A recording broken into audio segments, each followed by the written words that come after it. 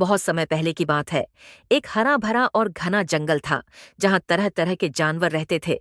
उसी जंगल का राजा था एक शक्तिशाली शेर। शेर ताकतवर होने के साथ साथ बहुत चालाक भी था। जब भी उसे भूख लगती, पूरा जंगल डर से सन्नाटा मार जाता।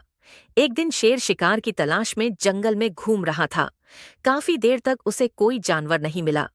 तभी उसने देखा कि एक हिरण पेड़ों के बीच हरी हरी घास चर रहा है। हिरण बिल्कुल बेखबर था कि उस पर खतरा मंडरा रहा है।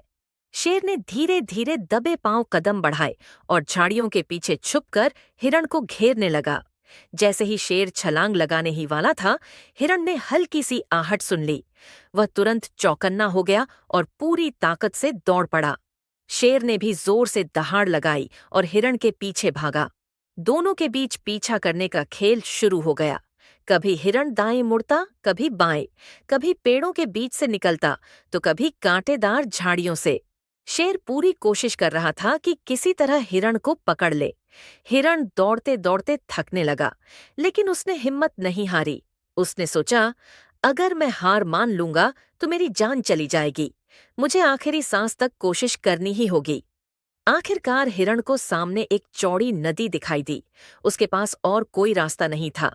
उसने तुरंत एक बड़ा फैसला लिया और बिना सोचे समझे तेज छलांग लगाकर नदी में कूद गया।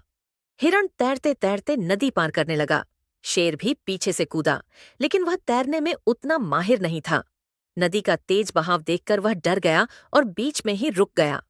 थका हारा शेर वापस किनारे पर लौट आया। हिरण नदी पार करके सुरक्षित जंगल में पहुंच गया। उसने राहत की सांस ली और मन ही मन कहा, मुसीबत चाहे कितनी भी बड़ी क्यों न हो, अगर हम हिम्मत और समझदारी से काम लें तो हमेशा बच निकलने का रास्ता मिल जाता है। सीख, केवल ताकत ही काफी नहीं होती। जीवन में हिम्मत, धैर्य और बुद्धिमानी से ही मुश्किल हालात पर विजय पाई जा सकती है।